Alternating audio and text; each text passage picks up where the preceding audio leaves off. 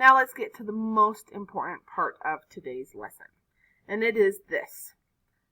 On the unit circle, we call the x-coordinate to be the cosine and the y-coordinate to be the sine. Now before we actually go on to practice that, I want to talk about why we decided that x should be cosine and y should be sine. So I'm going to zoom in on this picture that we have right here. And what I'm going to do is I have this. This is my terminal ray for my angle. So there's your initial ray. There's your terminal ray.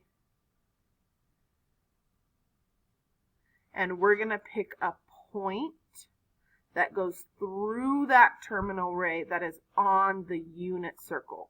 Quick reminder, it's called the unit circle because the radius of the circle is 1 unit. That's where it gets its name.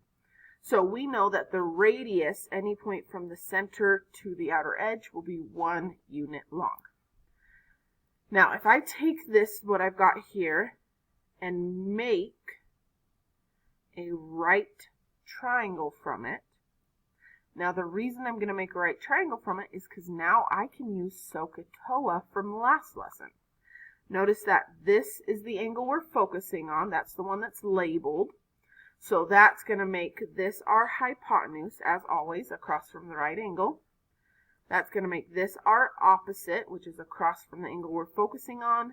And this side is our adjacent, which is the one left over. Now, let's think about this even more. I know that the hypotenuse is going to be 1, because that hypotenuse is a radius of this unit circle. So I know that's 1.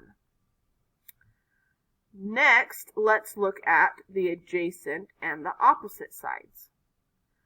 If you think back to like elementary, 7th grade, wherever you learned how to graph points on a coordinate grid, you always learn that we go over X amount to get to the point, and then we go up Y amount to get to this point. So if I'm talking about graphing this point here, that would make this my X side, that's how much X I go over. This my Y side, that's how much Y I go up to get to this point. So instead of calling this the adjacent side, I'm going to call it the X side. And instead of calling this the opposite side, I'm going to call it the Y side, because that gets me up to this X, Y point. So I'm going to label this point as X, Y. It's just some point in the plane. And to get up to that point, we go over X, up Y, and that gets us there. Now, here's what I want you to notice. Let's do SOHCAHTOA on this triangle. So do sine of theta and cosine of theta. We know sine is SO, which is the opposite over the hypotenuse. And in this triangle, my opposite side is my Y side, and my hypotenuse side is 1. Which we know y divided by 1, anything divided by 1, is just itself. And so you see why we define the sine value to be the y-coordinate. It's just SOHCAHTOA. That's all it is. I told you that's what we're going to be doing all semester long every day, is just SOHCAHTOA over and over. If you do SOHCAHTOA on this right triangle, you'll get that sine equals y. Now if we try cosine, so COH, well, I know my adjacent side is x, my hypotenuse side is 1. X divided by 1 is just x. And there we see why we define the cosine to be the x value. It's just SOHCAHTOA. That's all it is over and over and over again. So now that we understand why sine is y and cosine is x, it is up to you to memorize these two things. Now, a little memory trick that I've used since pre-calculus, my sophomore year of high school, I had an awesome pre-calc teacher, is she helped us memorize like this. She said the sign, it looks like you can make a Y out of the I, so sine always goes with the Y value. For cosine, pretend that you're a pirate and you want to bury your treasure. You bury your treasure right here. That's your hole where you're going to bury your treasure. And X marks the spot where you bury it. So cosine goes with X. Now, if that doesn't work for you, that's completely fine. You just need to find something that helps you memorize cosine is X and sine is Y. So now that we have that in mind, let's go here and start to do unit circle problems. We always start by graphing, which is why we started this lesson by reviewing graphing. Now this is in degrees, so 0, 90, 180, 270, and all the way back around is 360. We have our initial side. We have right here our terminal side is at 270. So we're going 270 degrees. Now I'm going to pick a point on this terminal side, and this point lays on the unit circle. So there's my unit circle. So if this point is on the unit circle, then I can now label what it is. This point is going to be 0, 1. 0, because I didn't move over in the X direction at all. I stayed centered. And then I went 1 down in the Y direction. So, oops, -1. There we go. 0, -1. It didn't move in the X, and then I moved down in the Y to get 0, -1. I know I moved down 1 because it's the unit circle, and this is moving down 1 radius of the circle. And we know the radius of the unit circle is 1. So this point is 0, -1. And from here, doing the sine and cosine of this angle really isn't that bad. Because remember, we just said that the cosine is the X value. So there's my X value 0. And we said Y is the Y, or sine is the Y value. There's my Y value. And you're done. That's all there is to it. You just need to graph the point, figure out what the X and Y coordinates are, and X is cosine, Y is sine. You're done. So with that in mind, I would like you to pause the video and try B. So you're going to graph -pi.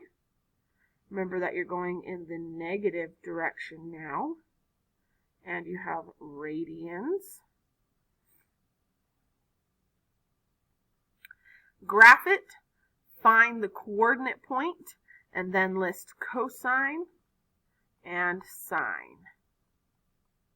So pause the video, try that out now, then come back to check your work and see how you did.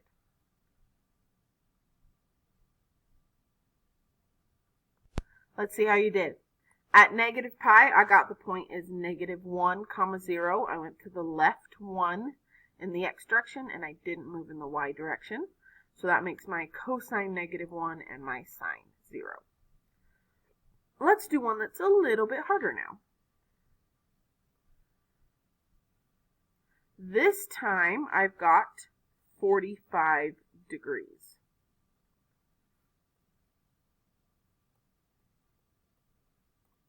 Now we know where that's graphed. There's 45. And I want to make a point on that terminal angle that goes through the unit circle. So there's my unit circle like that. And I need to figure out what the X, Y value is of this point. So let's zoom in on this. And just like we did before, let's make a right triangle from this. So I have this right triangle right here, and hopefully you'll notice really quickly that this is not just any right triangle. This is a 45, 45, 60 triangle. meaning this is one of the special right triangles we already memorized. And even more than that, I know that the hypotenuse of this right triangle is 1 because it's a radius of the unit circle. I know that these two legs are going to be the same because this is an isosceles. So I just need to remember the patterns that we learned last class to get from the hypotenuse to one of the legs. If you need to look back at your notes, you're welcome to, but to do that, we divide by root 2, which would make this side 1 over root 2, and this side the same thing. Because it's isosceles, they're the same. And now, to get up to this point, we go over x amount, up y amount to graph it. So that means my x value is 1 over root 2, and my y value is 1 over root 2. And at this point, that means I can do my cosine, which is my x value, and my sine, which is my y value. And we're done. So it's basically just SOHCAHTOA and remembering those special right triangles that you learned. That is actually the entire unit circle. All the unit circles are the special triangles that you've already learned in last lesson. It's just putting them on a circle. That is the only thing that's happening here. So with that in mind, let's try D. In D, we have pi 6. I'm going to stop writing them every time. Hopefully you're getting a little faster at this. We know that pi 6 is in the first quadrant, and it is closer to 0 than it is to 90. Or I should say pi halves. So let's say that is pi 6. I want a point on here. That's the point on my unit circle. And then I come in here and I make a right triangle, just like I did last time. Now, hopefully you remember that pi 6 is equivalent to 30 degrees. That's one thing we've talked about in class. The 6's go with the 3's. So pi 6 goes with 30 degrees. Pi thirds goes with 60 degrees. That's one way to remember that. So if this is 30 degrees, that means this is also a special right triangle, except this time it is a 30, 60, 90. I know that hypotenuse is still 1 because that's a radius of the unit circle. And now I just have to remember my rules for my 30, 60, 90. Now if you remember when we did this one in class, we made an equilateral triangle out of it. So there's my equilateral triangle, and now that I can see that equilateral triangle, it's pretty quick to see that this side is going to be half of the hypotenuse, half of the whole equilateral side. So that means this side is going to be 1/2. Then I just have to remember the special pattern to get to the long side, which is multiply by root 3. So that makes this side root 3 over 2. Now I graph over x, up y to get to my point. So my point is root 3 comma 2, root 3 over 2 comma 1/2. It's just your special right triangle. That's all it is. So now I can do cosine of pi 6, sine of pi 6. That's my x value, that's my y value, and you're done. Like I said, this is the whole unit circle. You are doing the unit circle right now. All it is the special right triangles put onto a circle. So with that in mind, let's do our last example for this page, 60 degrees. Now we know 60 is closer to 90 than it is to 0. So we'll do it right there. Put a point on here. Make that point a point on our unit circle. And make your right angle, or your right triangle. And remember, your hypotenuse is always 1 because that's a radius of the unit circle. And once again, we notice, hey, look at that. This is just a 30, 60, 90. That's all this is. So anytime we have a 30, 60, 90, we visualize the equilateral triangle. So here's the equilateral. And now that I have my equilateral drawn, it's pretty easy to see that this short side is half of that long side because of the equilateral properties. And then to get from the short side to the long side, I multiply by root 3, which makes this side root 3 over 2. Then I go over x up y to get to my point. So my x value is 1/2. My y value is root 3 over 2. And then I can come over here and do cosine of 1/2. Oops, hello. Cosine of 60 and sine of 60 is my x value and my y value.